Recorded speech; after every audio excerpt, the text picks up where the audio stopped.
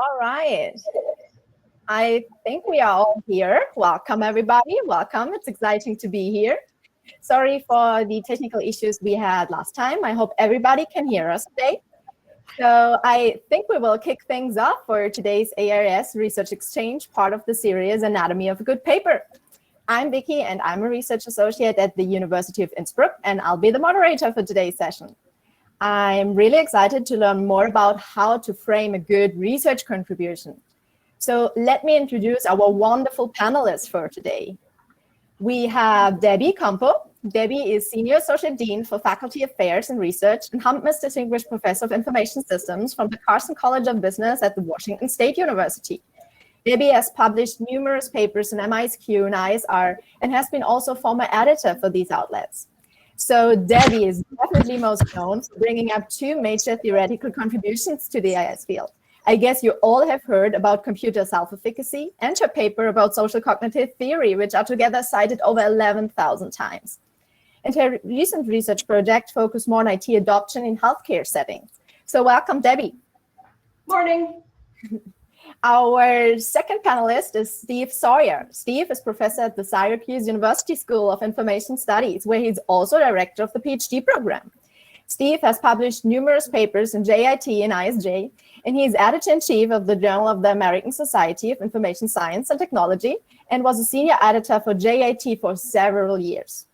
Steve is also a member of the editorial boards of both JACE and New Technology Work and Employment, and his research focuses on the design, development, and uses of information and communication technologies, and has been supported by more than 5 million in grants. And his current research focuses more on the relationship among online platforms and contingent labor. So hello, Steve, it's great to have you. So thank you both very much for being here and for sharing your wisdom. For our audience, just let me remind you that throughout the discussion, you can put your questions in the Q&A box on the right so that it can be upvoted. And at the end, we will turn to your questions and answer as many as possible. And we also give you time to network. So the last 20 minutes will be reserved for networking with Debbie and Steve. All right, so let's jump right in. The last research exchange of this series have talked about choosing good research topics, writing good discussion or practical implication sections. Today, we're going to talk about how to move from a great research topic to framing an engaging research contribution, thereby focusing a bit more on the writing and construction process of a paper. And honestly, as a PhD student, I always have some difficulties to create readable and really convincing stories in my papers. And I guess many editors would agree. So let's start up by talking about your insights as editors of how to frame a good and compelling academic paper. So Debbie, based on your experience as former editor for ISR and MISQ, what are, in your opinion, the most important do's and don'ts of writing an academic paper? Also in the sense of tense, voice, or over and understating the contribution, maybe. You bet. And I want to talk about something really amorphous. And this is hard because it's not an easy answer, but it's really thinking about what you're doing as storytelling. What we do when we write papers is a form of creative expression. And I think we forget that. That doesn't mean we're writing fiction. We're not writing fiction when we're publishing our research, but it should be thought of as a form of creative expression, trying to understand what's really interesting here rather than focusing on just what is technically correct. And I think coupled with that is the need to really focus on and center the reader. It's not the journey that you had to take when you were writing the paper to get to the paper. It's what the reader now needs to understand in order to understand what you're trying to say. And I have a small story from my own experience as a reviewer in this. I was reviewing a paper that drew on my MIS quarterly paper on self-efficacy. And the authors had written something that was not consistent with my previous writing. And so as a reviewer, and of course I'm trying not to expose the blind review and all of that kind of stuff, but I'm like, yeah, I think you're misusing Campo and Higgins here. And they came back and kept saying the same thing. And we went through about 3 rounds of review on this until finally I'm like, Campo and Higgins didn't say this. And then they came back in the next round of review. On page 391, Campo and Higgins said, quote, And exactly what they had been claiming all along. And it was a really humbling experience for me as an author to realize that my intent, what I thought I was trying to say, and my recollection of what I had said were very different than the actual content of the paper. And it's helped me, I think, a lot to decenter myself in my papers and to be able to read them a little bit as a reader reads them, having been on the other side of it. Great, thank you. And Steve, as former editor for JIT, what is your take on that? Well, thank you. And I will say, totally agree with Debbie about the importance of reader centricity and the importance of all papers or stories. And in particular, journal articles and manuscripts or papers are stories about data. And so the analyses help to tell the story. The literature review helps to tell the story. The conceptual framing should help to tell the story. The discussion and implications also help to tell the story. The story about data does not read like a novel. People jump around. So that story has to be a pretty clear thread so that as people bounce around, they don't discover new parts of the story. They discover parts of the story that reinforce the message you're trying to get to. I do worry that many of the manuscripts that I read, and I read a number of them, aren't really focused on the story. They're focused on, I don't know, telling us what they've learned, which is different than a story. Two other points I'll make is papers are really written for specific audiences and are embedded in specific discourses. When I write a paper, when I write a manuscript, I'm actually writing, I pick a couple of people that whose work inspires me or whose work I'm trying to connect to, and I write for them. You know, dear Alan, dear Kevin. I am writing specifically toward those scholars who I'm seeking to influence, and I'm also writing in a way that the journal, the venue that I'm publishing in, will see it as appropriate. So it's a really important, I think, that not only is it a story, it's a story that's situated in a discourse. And my final point, and it's a passionate aside, and it reflects my current editorial hubris, which is literature reviews are not summaries of all that you've read. Literature reviews should help you tell the story. They should drive the story forward, not distract from the story. And so I would challenge all of you to go back and look at your manuscripts and say, how do I write my literature review so that the story unfolds and the person at the end of the literature review goes, yeah, I'm with you. I've got to see what's going on now. And that's where I'll leave it. Stories of data. Great, thank you. That was so interesting. And while we now have talked about your editorial or reviewer perspective, maybe both of you could tell us a little bit more about your own experience as an author. So what has inspired you and how have you framed good research contributions in your own work? But also, what were pitfalls along the way? So Debbie, have you examples from your own work in mind where you can highlight what you have done well and also maybe what went terribly wrong? Sure, and the paper I'll talk about here is the one that I wrote with Barb Marcole and Helen Kelly and Chris Higgins on generalizability of research from student subjects. And this, I think, is a good story of kind of the evolution of a paper and how it had to change and adapt along the way. And it started out inspired by, I guess, what I'll call a puzzle. It was something that really nagged at me. And again, it was while I was reviewing a paper. And to back up a little bit, my advisor, Chris Higgins, kind of taught me from a young age as a doctoral student that using student subjects was bad. That was kind of an underlying current in my doctoral training. It's like, why would you do that? So I kind of came to the world with that view, the academic world. And I was reviewing a paper, and the authors had used student subjects in their data. And for a variety of reasons in the context of the paper, they needed to gather new data. There was a measurement problem, if I remember correctly. And so the recommendation was you need to gather new data. And I recommended in doing that they gather data from a non-student sample to help overcome this limitation, right? Because they were getting new data anyway, why not do it from a sample that would help overcome this? And when the authors came back with their revision, they had gathered new data, but from a student sample, and they justified it based on, all research is not generalizable. Well, it can be replicated later. But bottom line was they used a student sample because it was easier and more expedient and allowed them to get their revision done, which I sympathize with.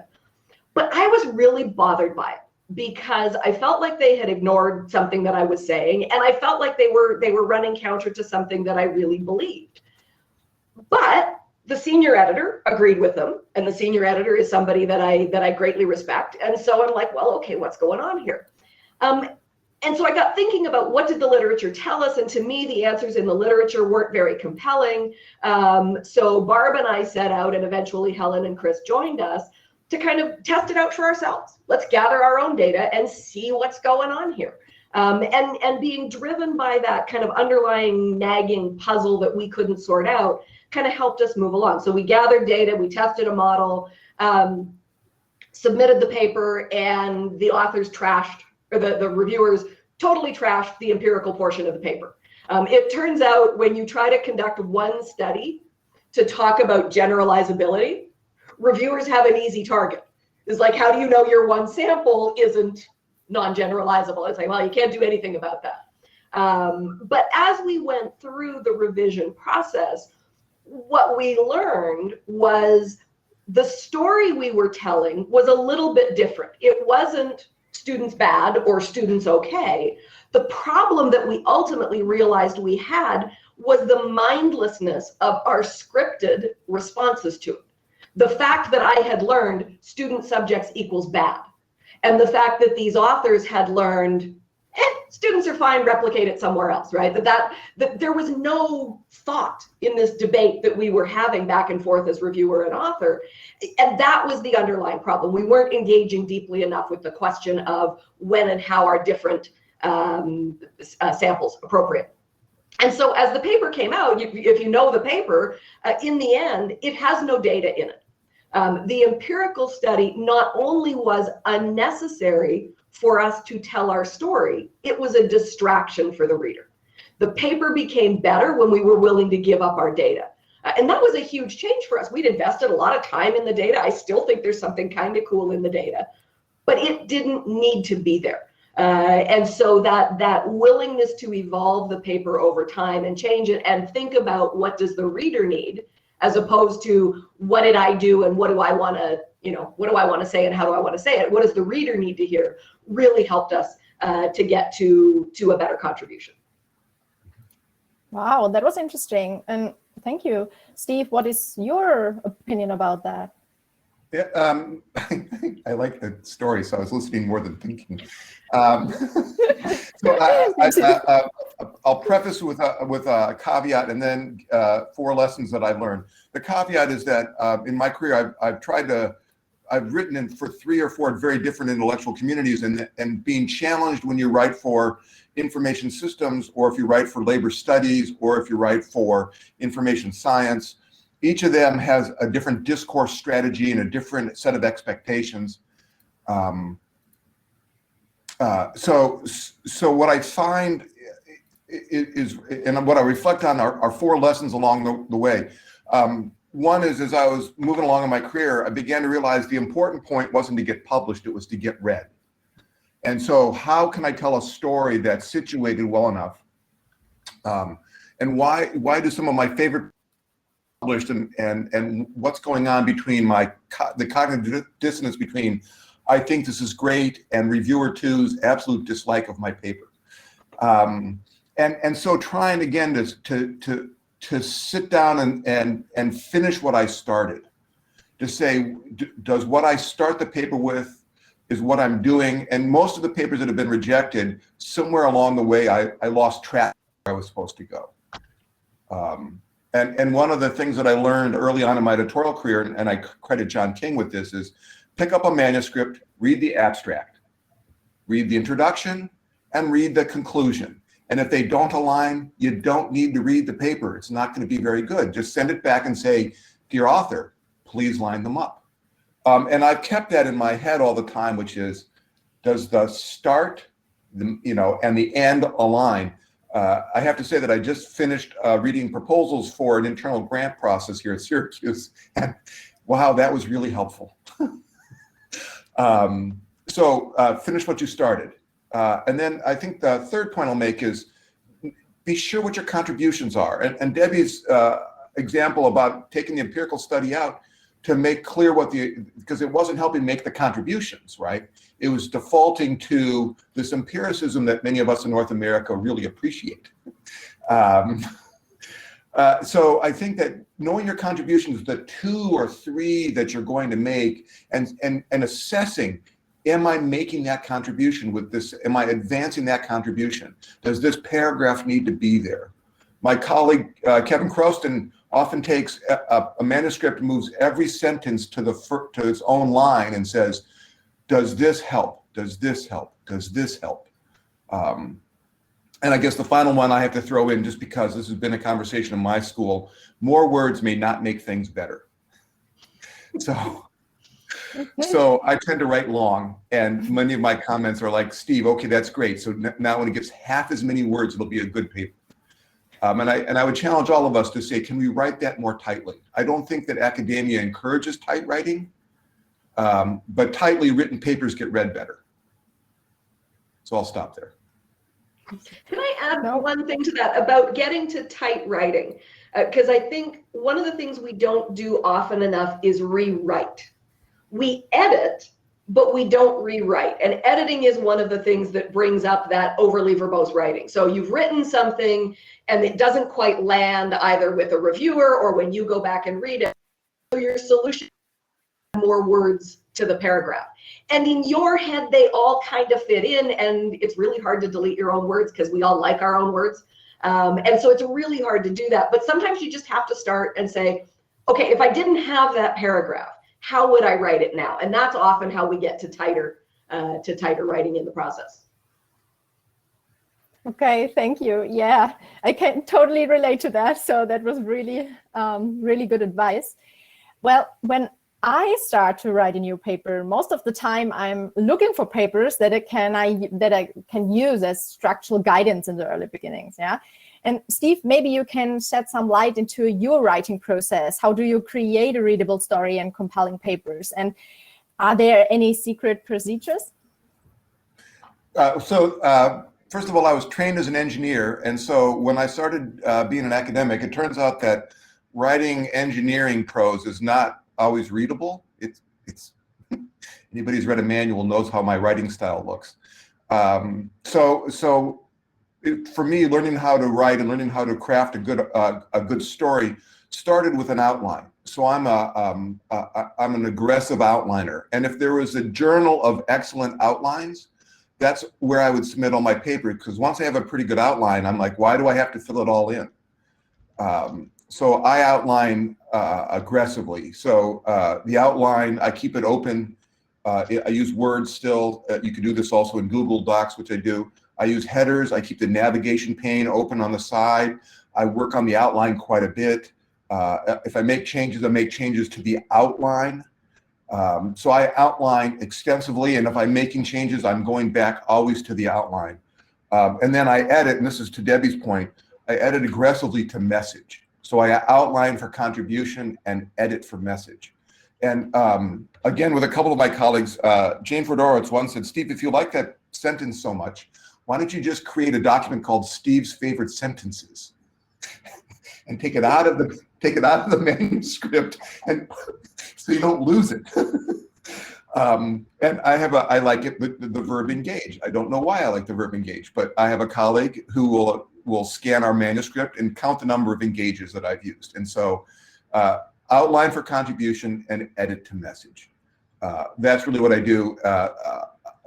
When I'm working with new authors and doctoral students, I think I'm a little overbearing at this point in my career, because I won't talk to them. I will until they do that with me. So I essentially am enforcing a norm that makes sense to me on somebody who doesn't make sense to. The good students put up with me. The great students ignore me. All right, thank you so much. Debbie, what is your method? And do you have, maybe some actionable guidelines for us? Sure, and I do have to comment, I'm glad to know that I'm not the only advisor who imposes rigid rules. I refuse to read papers from my students that don't properly use styles. And I think it comes from the place that Steve talked about in terms of outlining. One of my former students, John Correa, introduced me to the navigation pane about 4 years ago. If you don't know what the navigation pane is in Word, when we finish this session, go find it.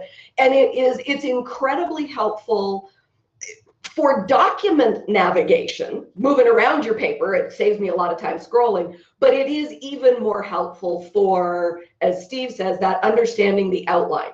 And this is a first level heading and this is a second level heading. Does that mean this is part of that argument?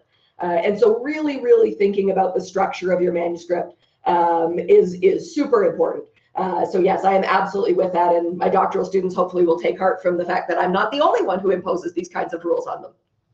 I think for me, the actionable guidance I would give you, and again, it's perhaps not quite as actionable as you want it to be, but it's what you need to hear, and that is about goal orientation, right? Despite what your chair tells you and the P&T process at every North American university at least tells you, the goal of writing a paper is not to get a line on your vita, right? That is what goal orientation researchers would call a performance goal orientation, and it focuses on the end outcome.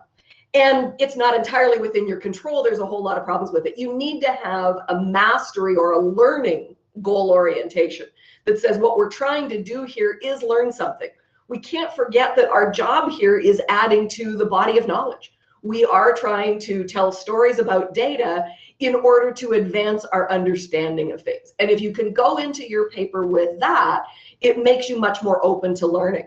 John was really surprised when we were working on our most recent paper at how much I'm willing to change papers when I get reviews. And it's not that I'm fickle and can't decide on what I want to say, and it's not that I'm caving to the reviewer says I have to do this, therefore I will. It's those reviews give me an insight to what somebody sees in my paper. And so now, full confession, the first thing I do is the same thing we all do when we look at the reviews, is say, well, they're stupid.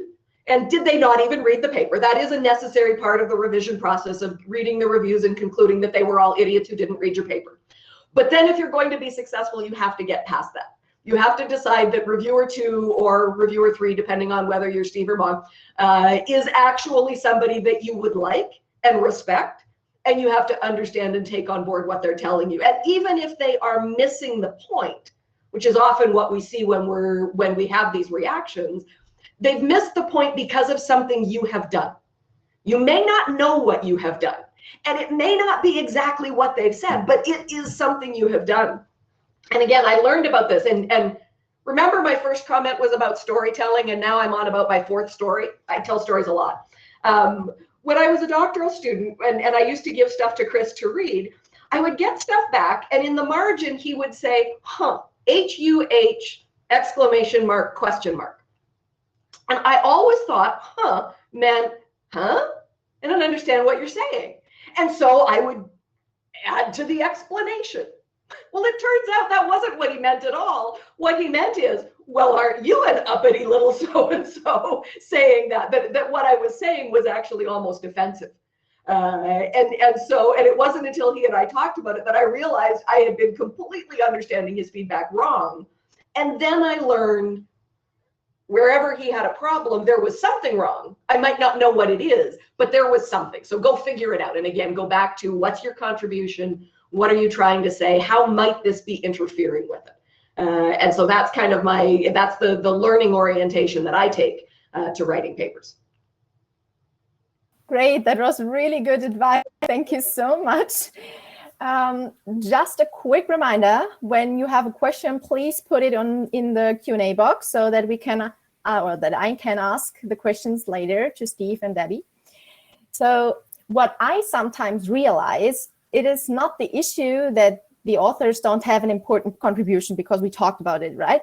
But often they are not able to communicate why it is a contribution, and that fits to your arguments, Debbie, and frame it accordingly, right? So Steve, in your opinion, what is a good contribution and what are the corresponding building blocks? So in all cases, I always encourage people to read Murray Davis's paper. And so I'll put the link in. It's a paper that I was introduced to too late for my own dissertation, sadly, but which I give out freely because it's so good. The paper, especially the first half of the paper, the second half is a little more cookbookish, and if you like that kind of stuff, great, but it's also 50 years old, so maybe it's not as cookbookish as it used to be. But I think the insights that he brings out in the first half, to me, the biggest learning, the biggest thing that's happened to me over the course of my career is being able to move from, oh, that's fascinating to me, to, oh, that's something that very few people have seen yet. And generally, a great contribution fills in one of these three gaps. There's a concept that's missing, or a theory that is incomplete in some sense, and it's easy to be very modest in that area, and it's easy to get too aggressive in that area. But one is a theoretical contribution, and we in academia, and especially inside information systems, fetishize the conceptual contribution. Another is an empirical contribution, and that can come in the case of thick description, field work, or in the case of very large, interesting data sets. But empirical insight is a contribution. This is what's happening in the world. And I think a third area, and I guess inside the empirical contribution is the phenomenological contribution, which is, what is this, right? And a great deal of information systems tends to be phenomenological, theoretical. We're trying to take a phenomenon and make a theory out of it. And so there's a lot of phenomenological work that gets done, and it doesn't get quite the same level of enthusiasm as the theoretical. And I think the final one, and the one I particularly am the least capable of delivering, are methodological contributions. The collected writings of Steve Sawyer's methodological contributions would be an index card, with most of it blank. It's not that I'm a bad scholar, it's just that that's not where I put my energy. And there are people that really think a lot. And right now, a lot of the work in computational social science and large-scale data analytics is methodological in nature.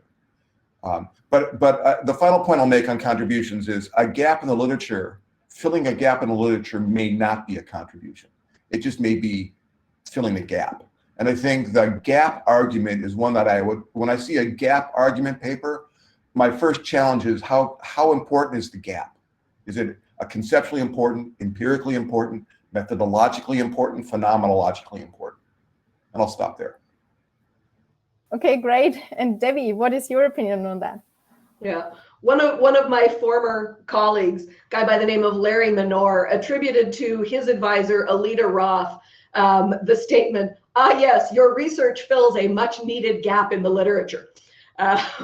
Some gaps aren't meant to be filled. And you know, that's in and of itself, a gap is not sufficient. I'm also going to share an article that I really like for framing contribution, and that's Golden Biddle and Locke's paper on constructing opportunities for contribution. This is it's a review of qualitative studies, and yet I think it applies across all types of research. They review the introductions of papers to try to identify what is it and how is it that people construct contribution. I think the notion that contribution is constructed is really important, right? Your contribution is not self-evident from the data. Your contribution is how you present it and how you use it. That's what we call theorizing.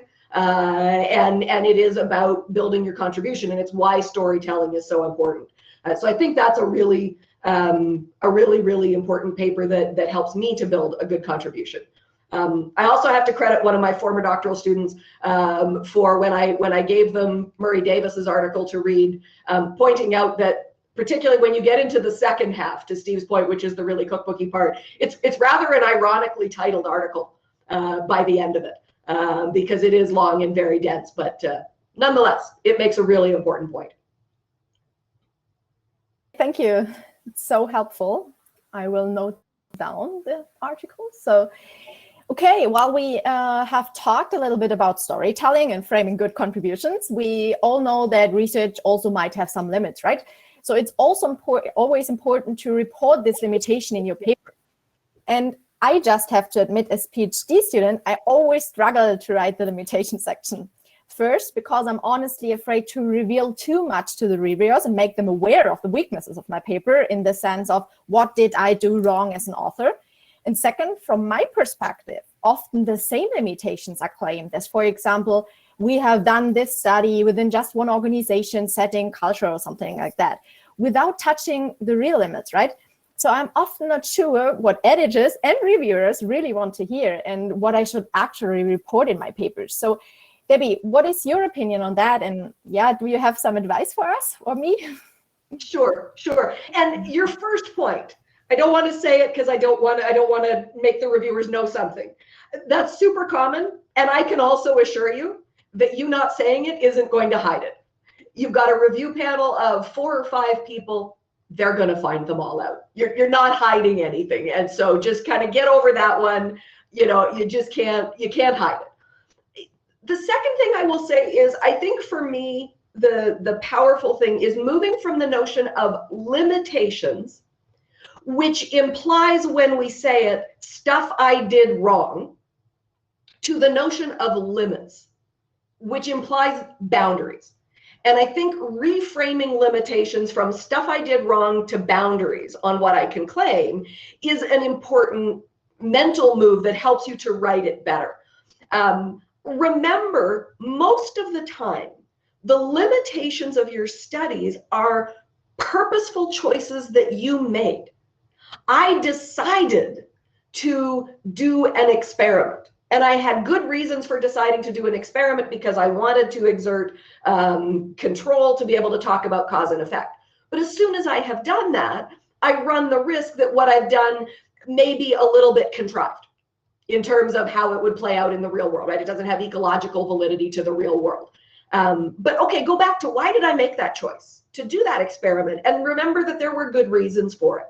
And that can help you talk about the limits in different ways, because you say, yeah, it doesn't necessarily have this ecological validity, but the experimental design was important for these reasons and added these qualities. And so it's about trade-offs, right? These are all trade-offs that we've made. And then couple your limitations with future research. Again, a nice move to make life easier for yourself so you don't feel so bad about your limitations. It's like, we chose to do this for these reasons, that creates this limit, and then in my next study I would do this. And that turns it around into a much more positive framing that will be more satisfying for you and will help you to dig into more the real limits and the real challenges and the thoughtfulness of what they mean. Great. Thank you so much, Debbie. And Steve, do you want to add something? 3 things. 1, +1 on all things Debbie just said.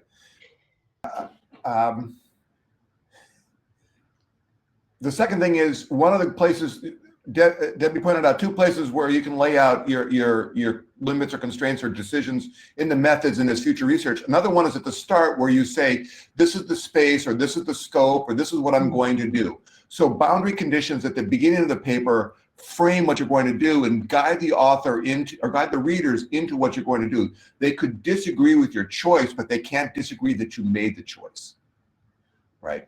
So I think, in fact, my colleagues in computer science are almost always better at laying out boundary conditions than many of the people in psychology and social science that I also work with, because they scope well.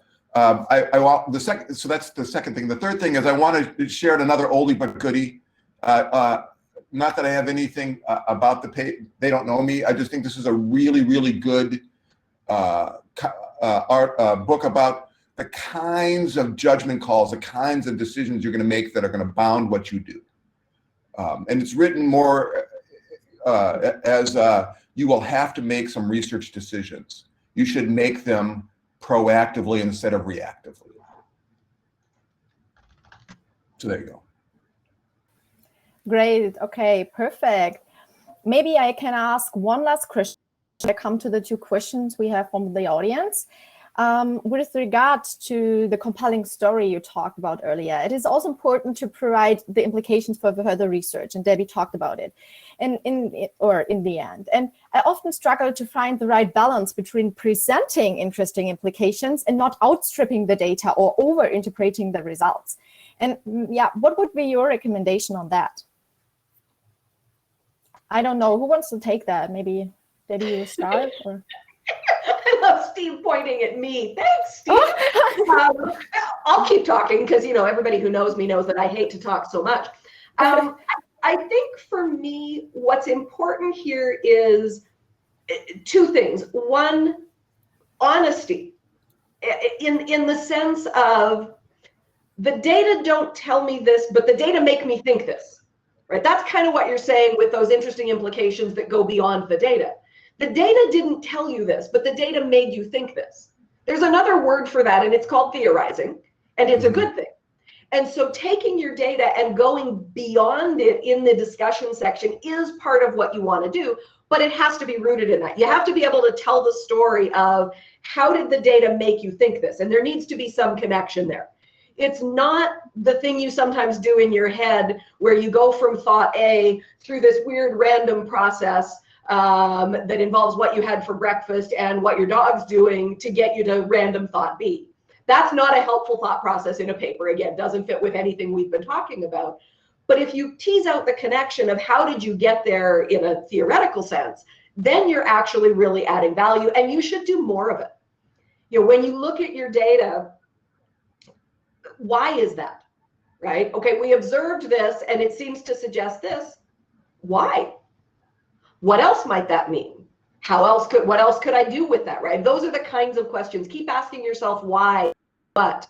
Why and so what are really, really important questions when you're writing to understand what was my logic for getting here, why, and so what, if I believe that, what do I do with it next? And so pushing yourself on those two questions, I think, helps you to get to that right balance. Okay, great. Steve, you want to add something, or? I'm going to be formulaic here. And so imagine if you bought into my contributions to theory, to method, or to empirics and phenomena. If you take that as the first column on the matrix table that you're going to make, then the discussion is going to be which ones or the implications, which ones do I want to talk about? Do I want to think about my theoretical contributions in terms of their theoretical implications? Do I want to talk about my theoretical contributions in terms of their methodological implications? I don't think you can do the 4x4 and fill all the boxes, right? So you're going to have to pick a couple of them. And some of them are like, I don't even know what this intersection looks like right now. That's future research or somebody else, but I think it's a very structured way of thinking about implications. Okay, great. So thank you so much for your great advice so far. I see we have some questions, so I will start at the top.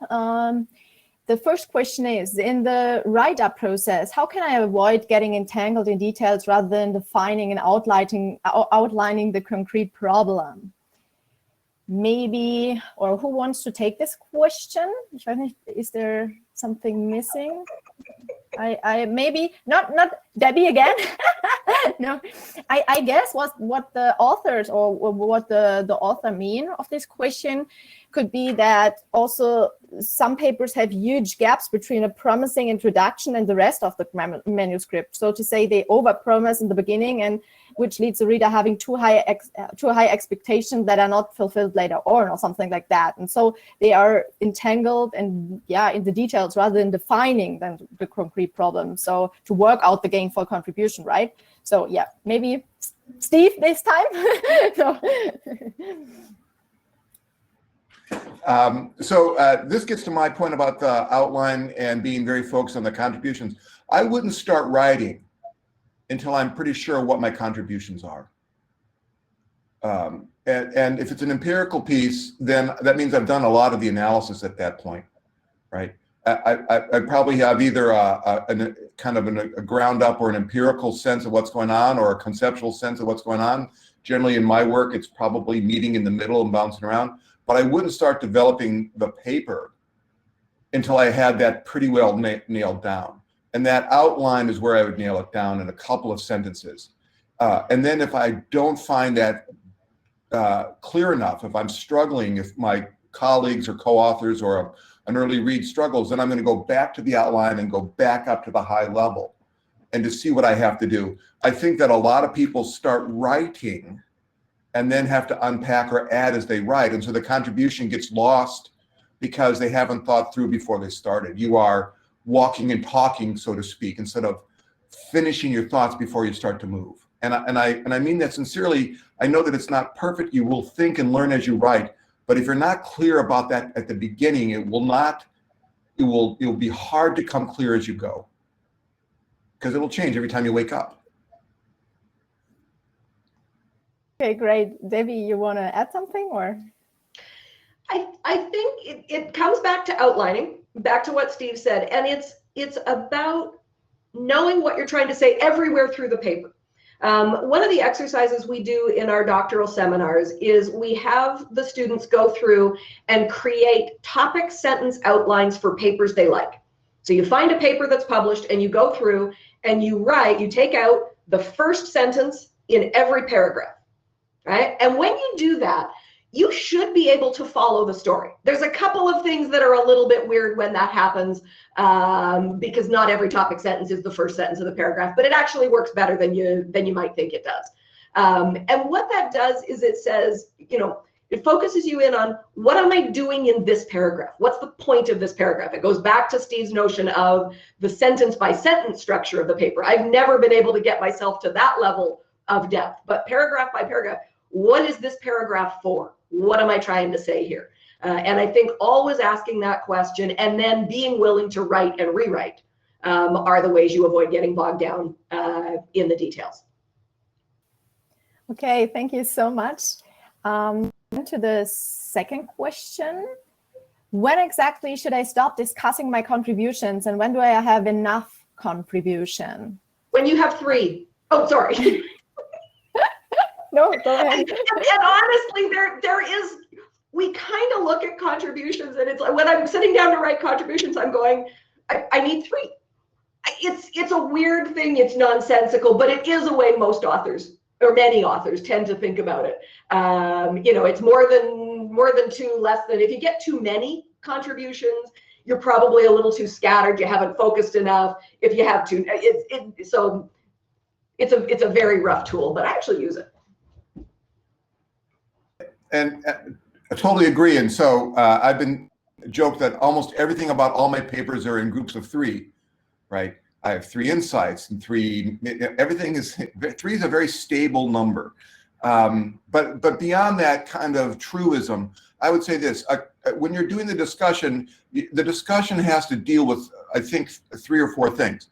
Does the discussion provide enough evidence that you've thought about counter arguments and the data and the explanation you provided carry the day, that the counterfactuals and the alternative hypotheses and rival stories are weaker than the one you've created. And so the discussion has to carry the day over rival hypotheses. The discussion has to honor the method. So if you've done a cross-sectional study and you talk about change processes, hold on, wait a minute, just hold on. So you have to honor the method. And then the third one is you have to be able to draw the reader forward into, like, I disagree, but I see why you said that. So you have to acknowledge that there's a whole bunch of us who've been trained to say, when you say yes, I've been trained to say I'm not sure, and you have to show me. And so that's back to the first one, but it's also like you have to be aware that you may not have everything there, and to leave open hope for others, I guess is the term, right? So if you write too definitively, this is the only way, our data currently show that this is primarily the best way, right? That's how I'd say it. The other one, of course, is where do you take words out when the paper's too long? Well, I would take it out of the contribution discussion last. I would take it out of the other sections before I take it out of there. Okay, great. Thank you so much. Another question we have is about your audience, or how important is it to know your audience? What is more important, the positioning of my work in a discourse of a community, for example, AIS security, or a journal? I guess Steve covered that a little bit, but maybe you can ask or add something to that? I'm going to try a joke to a bunch of people I don't know, and I hope it works, which is, in stereoptic vision, which eye is more important?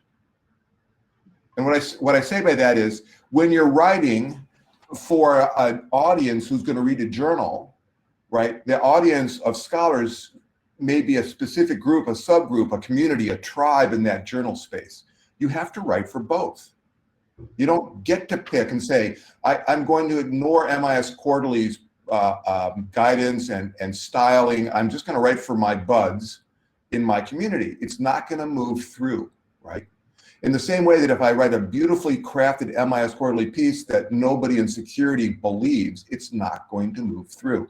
It's not, you have to know the audience. And the audience is those members of your community who are reading this journal. If I publish a paper on work for MIS Quarterly or for the AIS community, it's going to sound and read differently than if I publish the same concepts in the labor studies space, right? The most critical I can be as a labor studies person is not critical enough.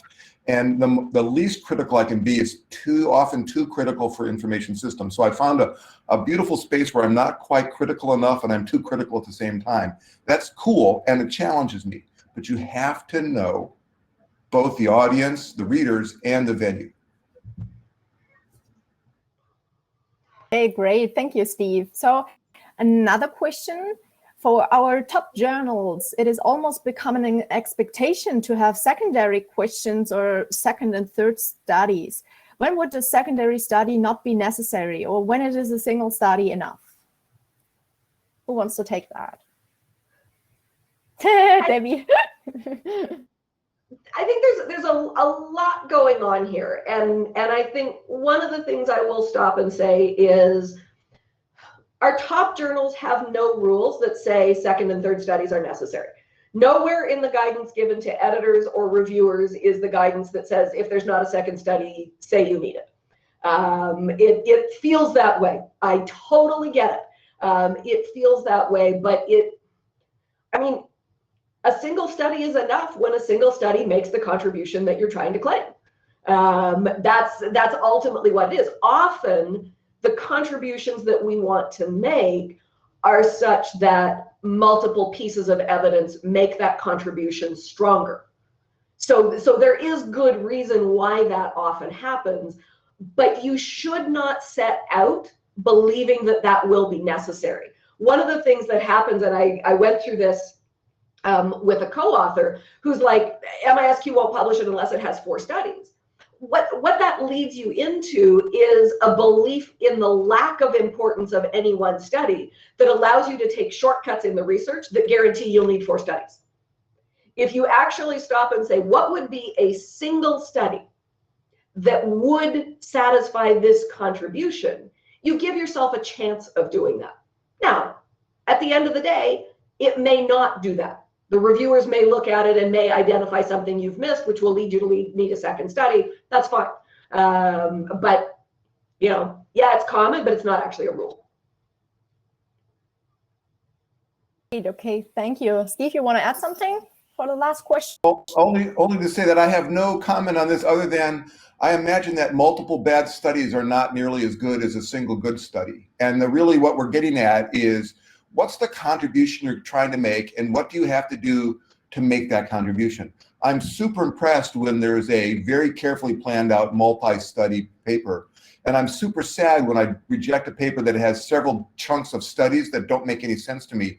I don't think it's the number of studies. I think it's the quality of the research design and the quality of the question. And I think we want to step back. These kind of questions make me say, step back from the pattern that you see to understand the logic and what's going on. And so understanding the pattern doesn't make that following the pattern will get you what you want. Great, that was so helpful. Thank you, Steve. Wonderful. All right, I just want to make sure that the audience get an opportunity to talk with the two of you about anything they may want to talk about. And we are also close to the end of time. So thanks everybody for passing by and asking these great questions. Thank you so much, Debbie and Steve, for being here today. I feel I have learned so much. And also thanks to the AIS support for putting this session together, and to Brooke and Melissa for helping us through. So now at this point, we will move back to the virtual tables. You all are welcome to stick around in the room as long as you like for networking. And Debbie and Steve will stay here in Remo too. So take the chance, ask your question, and sit down at the virtual tables. So have a good day, and thanks for tuning in. Thanks, everybody.